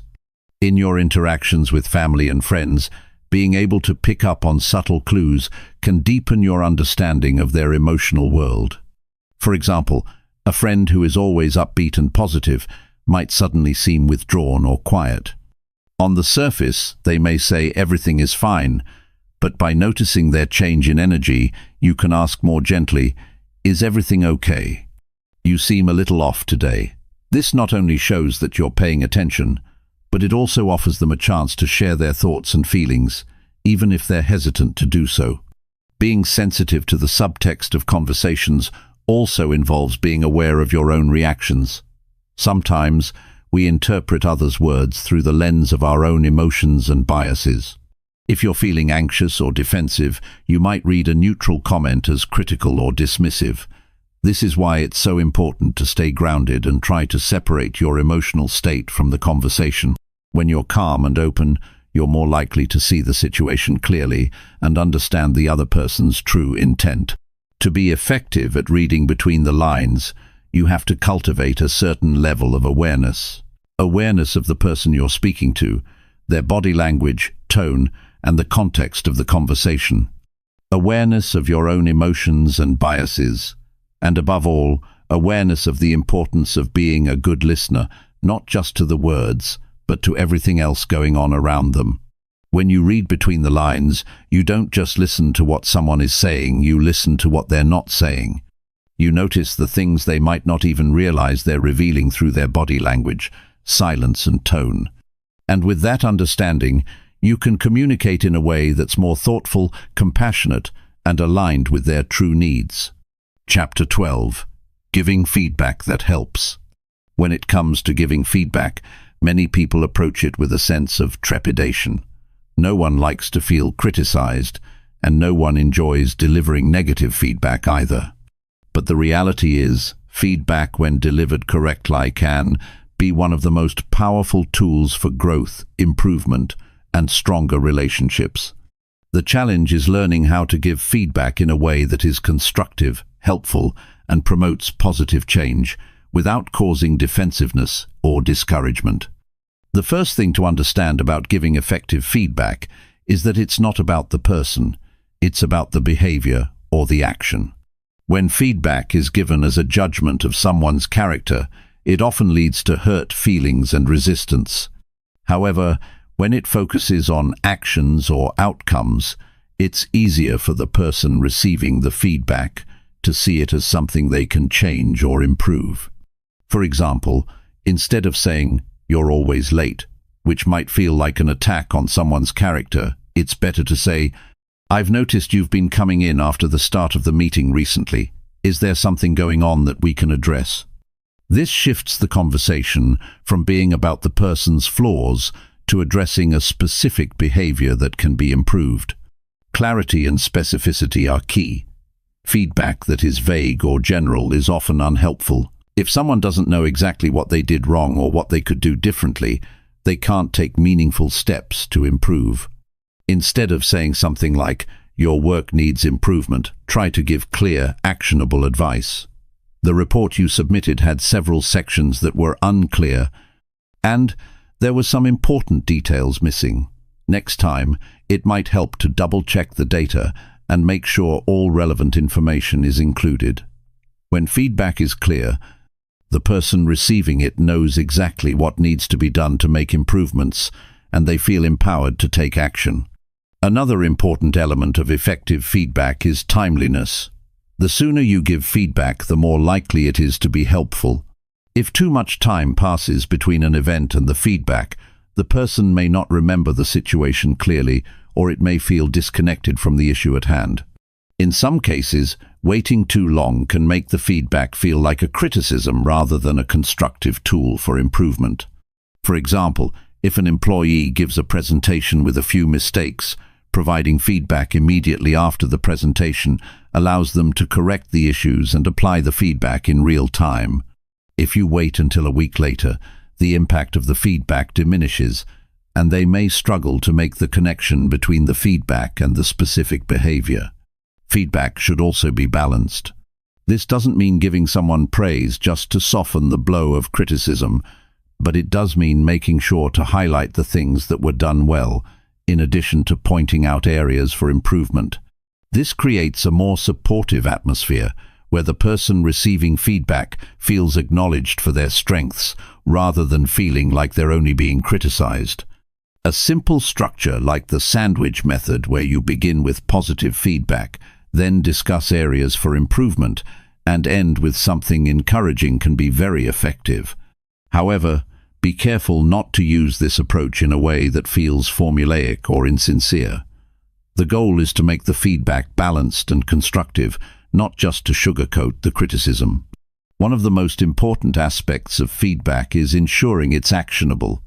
It's easy to say, "You need to improve your communication skills," but it's much more helpful to say, "It would be great if you could speak more slowly in meetings," and make sure to summarize key points to help everyone follow along. This type of feedback gives the person clear steps they can take to make improvements. The more specific you can be about what they need to change and how they can go about doing it, the more likely they are to make those changes successfully.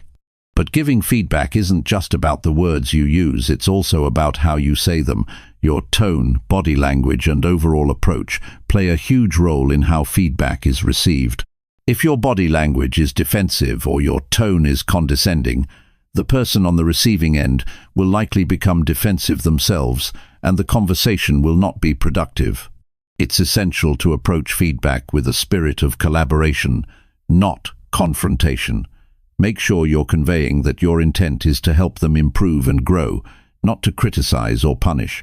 A calm, friendly tone combined with open body language can make a huge difference in how feedback is received. In some cases, especially when the feedback is more personal or sensitive, it's important to have a safe space for the conversation. Giving feedback in public can sometimes cause embarrassment, leading the person to shut down or react negatively. Instead, try to create an environment where the person feels comfortable discussing the feedback without fear of judgment. Whether it's a private meeting, a one-on-one conversation, or a more informal chat, ensuring that the setting feels safe and supportive will make it easier for the other person to accept and act on your feedback. When receiving feedback, how you react is just as important as how the other person delivers it. No matter how constructive the feedback may be, it's natural to feel defensive, embarrassed, or even upset. But it's important to remember that feedback is an opportunity to learn and grow, not an attack. It's helpful to take a moment to listen, ask clarifying questions if necessary, and really understand what the other person is saying before reacting. If you need time to process the feedback, it's okay to ask for it. Responding calmly and thoughtfully shows that you're open to improvement and committed to making the necessary changes. Feedback isn't just for problems, it's also for praise and encouragement. It's easy to forget that positive feedback is just as important as negative feedback. In fact, people often respond even better to positive reinforcement than to criticism. When you recognize and acknowledge someone's efforts or successes, it motivates them to continue performing at a high level. So, if you see someone doing something well, don't be shy about giving them feedback that highlights their strengths. A little encouragement goes a long way in building confidence and trust. Ultimately, the goal of feedback is to create a culture of growth and mutual respect. When feedback is given in a way that is specific, timely, actionable, and delivered with empathy, it fosters an environment where people feel comfortable learning from their mistakes, building on their strengths, and improving their performance. This creates an atmosphere of trust and collaboration where everyone can thrive. By focusing on both the positives and areas for improvement, feedback can become a powerful tool for continuous development and stronger relationships, whether at work, at home, or in any other area of life. Chapter 13. Telling stories people remember. Telling stories has always been a powerful way to connect with people. Since the beginning of human history, we've communicated through stories, whether through word of mouth, written records, or now through digital platforms. Stories are compelling because they engage us emotionally. They capture our attention, and they make complex ideas easier to understand. When we share a story, we allow others to see the world through our eyes, to feel what we've felt, and to experience something that may be new or unfamiliar to them. The art of telling stories that people remember isn't something reserved for professional speakers, writers, or marketers. It's something that each of us can develop and use in everyday conversations. Whether we're sharing an experience with a friend, telling a colleague about a project, or trying to motivate a team, stories can make all the difference. But it's not just about the content of the story, it's about how we tell it. A well-crafted story can turn a mundane message into something memorable. At the heart of any great story is an element of relatability. People remember stories that resonate with them personally. If you're sharing a story, think about who your audience is and how they might relate to the experiences you're talking about. What challenges have they faced that are similar to the ones in your story? What emotions are they likely to feel based on the situation? The more you can tap into the emotions, struggles, and desires of the people you're speaking to, the more likely your story will stick with them. But relatability alone isn't enough. Structure is key. Every good story has a beginning, middle, and end. Without these, a story can feel aimless or disjointed. In the beginning, you want to introduce the characters or the situation. You want to set the scene and give the audience enough context to understand what's at stake. The middle of the story is where the conflict or challenge arises. This is where things get interesting, where the audience starts to feel the tension. The resolution comes at the end, where the challenge is resolved in some way, and the audience is left with a sense of closure or insight. Without this structure, stories can feel incomplete or unsatisfying. A lot of people are afraid to tell stories because they think they need to be perfect or dramatic to capture attention, but the best stories often come from the simplest, most genuine experiences. A story doesn't need to have a grand plot or a huge twist to make an impact.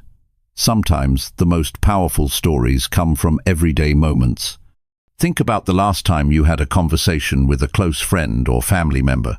It wasn't about grandiose events, but rather the small, relatable details that made the story meaningful.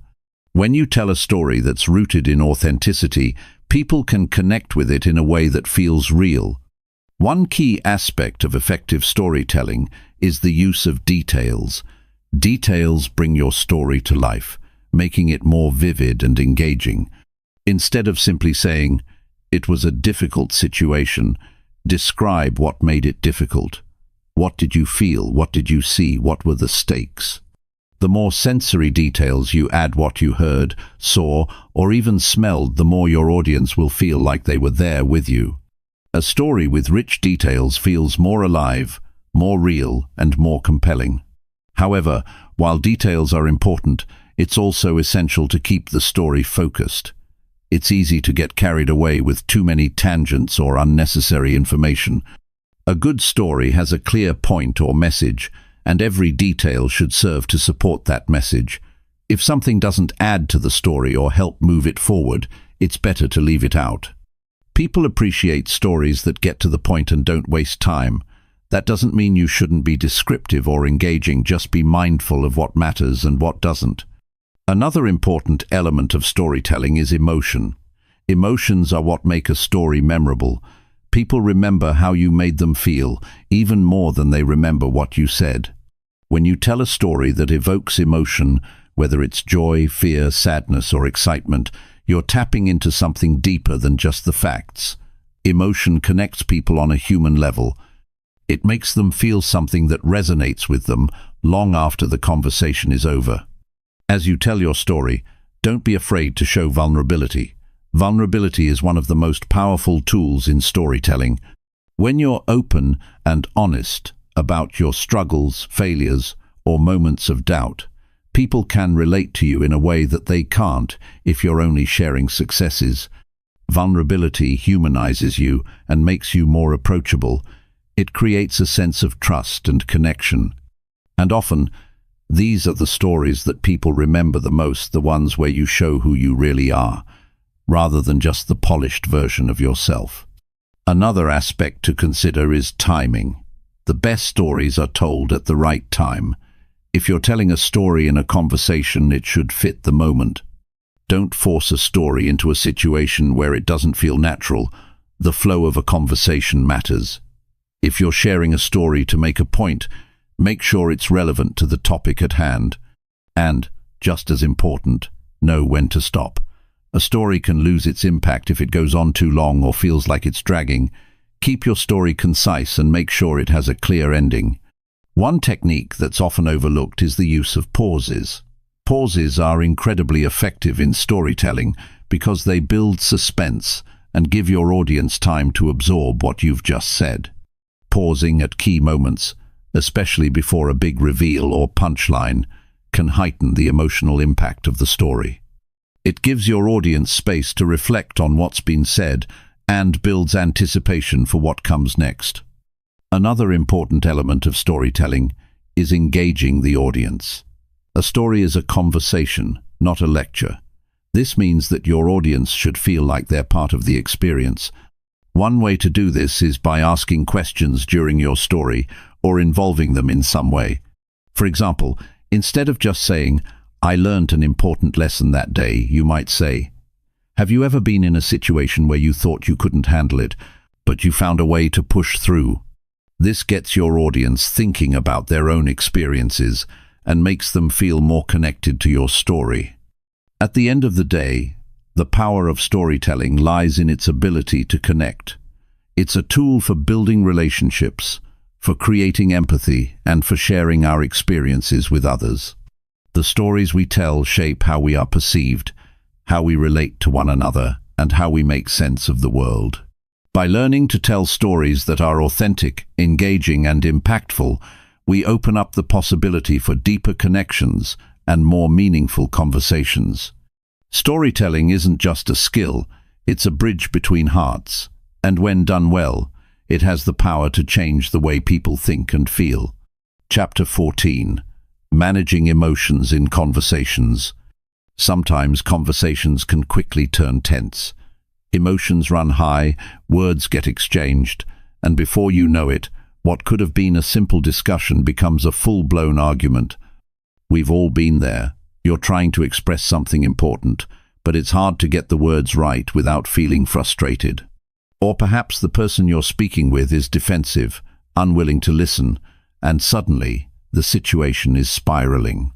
The truth is, emotions play a huge part in how we communicate, and when they're not managed well, things can easily go south.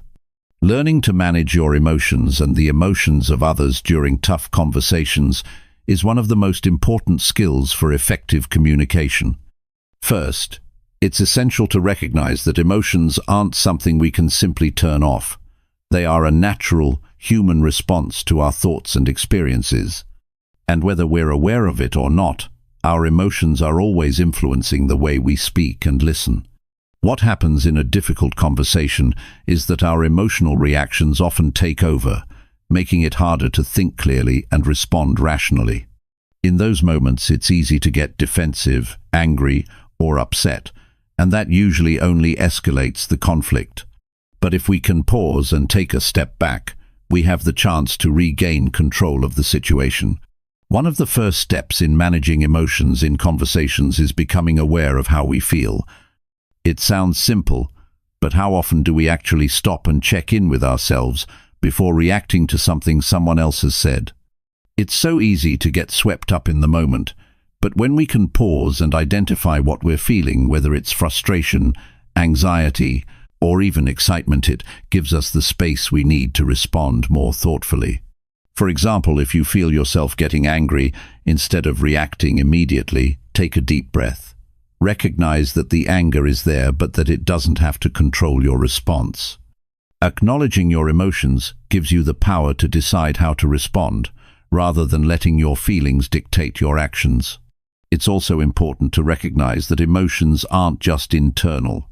They're often visible to others through our body language, tone of voice, and facial expressions.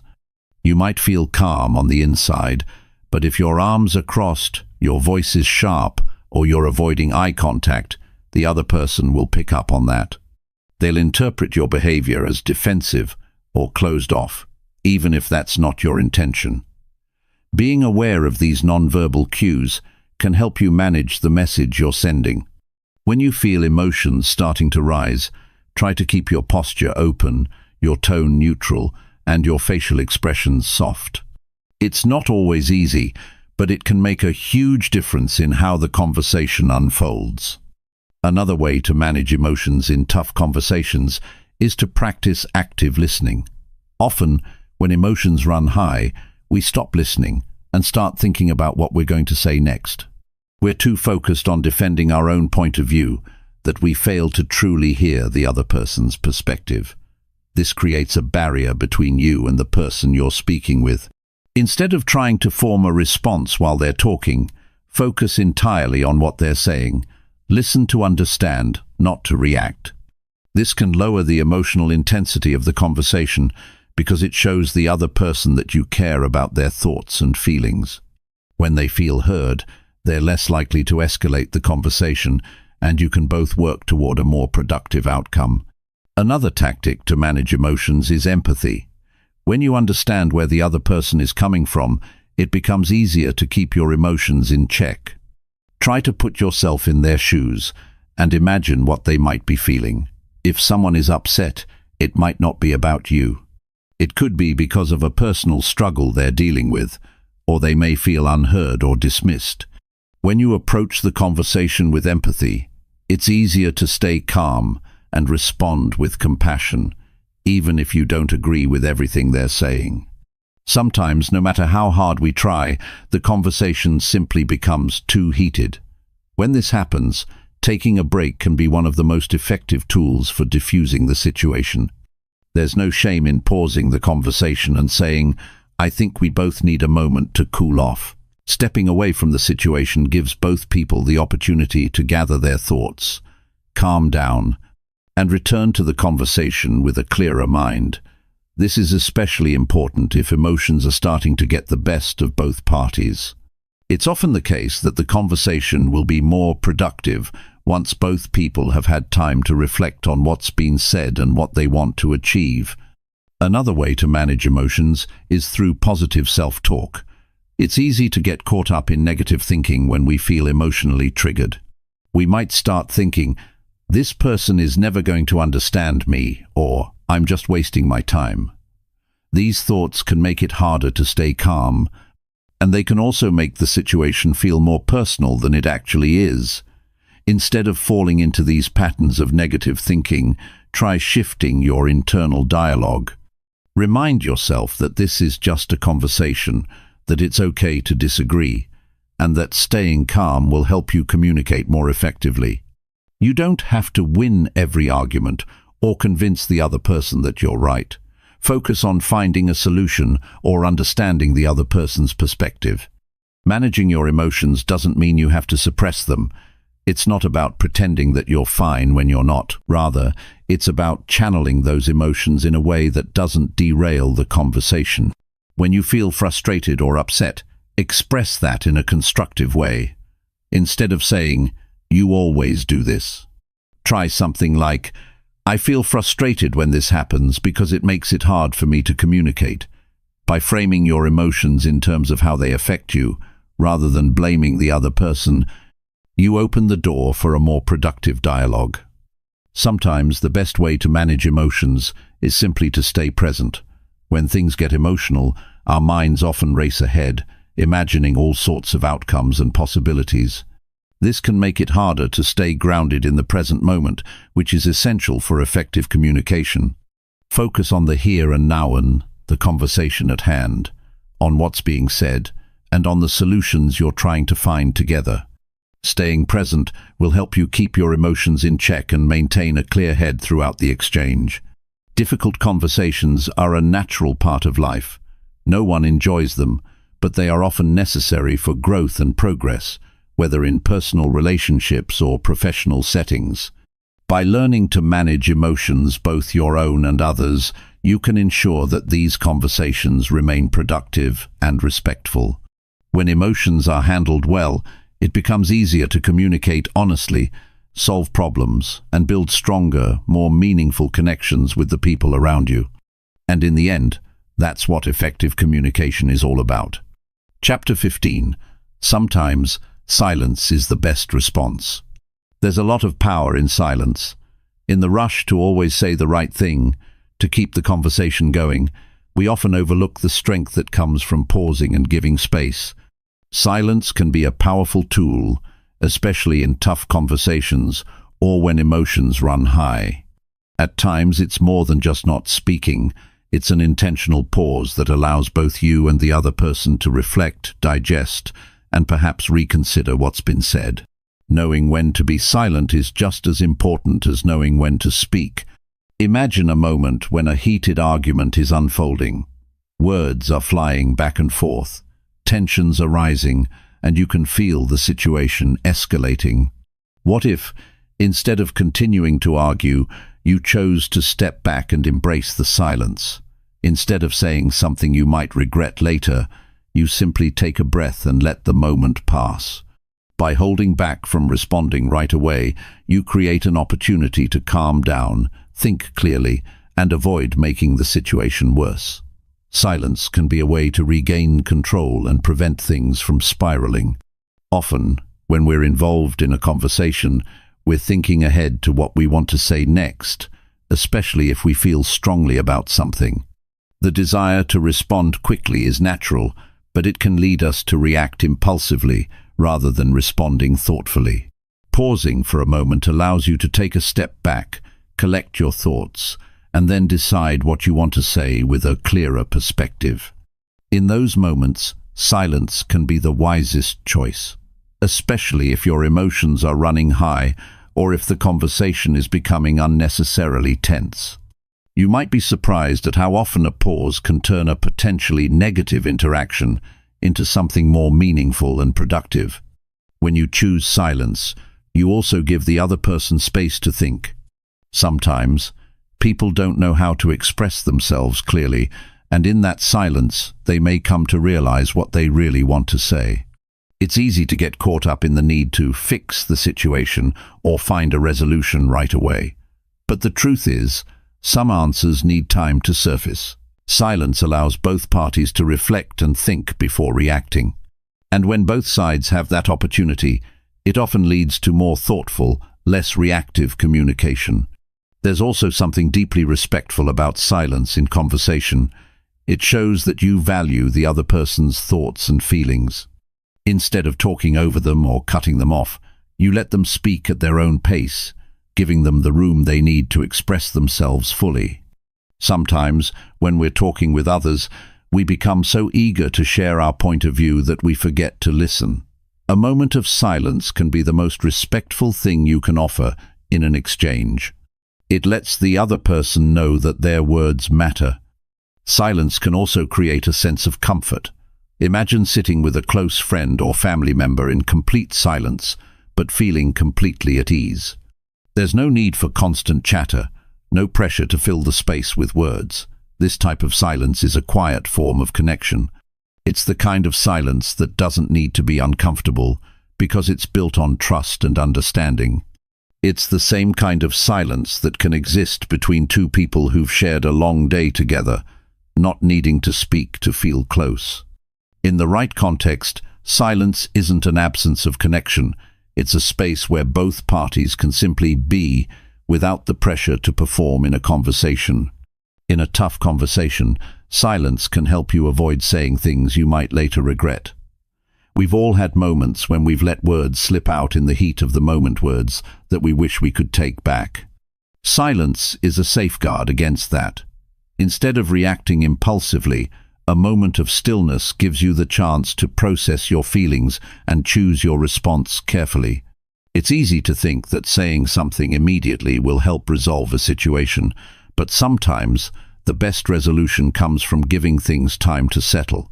By holding your tongue, you create space for yourself and for the other person to approach the situation with a clearer mind.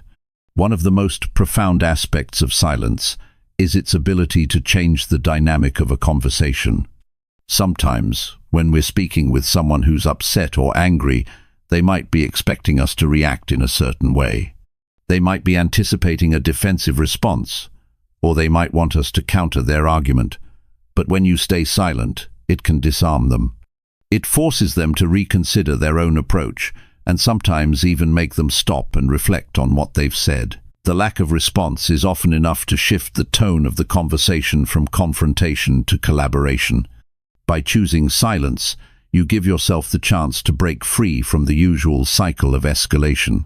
Silence can also give us time to listen, to really hear what the other person is saying, without interrupting or jumping to conclusions. Often, when we're caught up in a conversation, we're more focused on our own agenda than on what the other person is trying to communicate. But if you can pause and listen deeply, it can lead to deeper understanding and stronger communication. The silence gives you a moment to truly absorb their words without the pressure of responding right away. There's a certain power in choosing silence as a response. It's not weakness, it's strength. It's knowing that not every situation requires a response, and that sometimes the most powerful thing you can do is simply be present and listen. This kind of silence can be an act of self-control and emotional intelligence. You're demonstrating that you're not controlled by your immediate impulses, but that you're thoughtful, composed, and willing to allow the conversation to evolve on its own terms. When you're in a heated conversation or when tensions are high, sometimes silence can be the very thing that creates space for healing.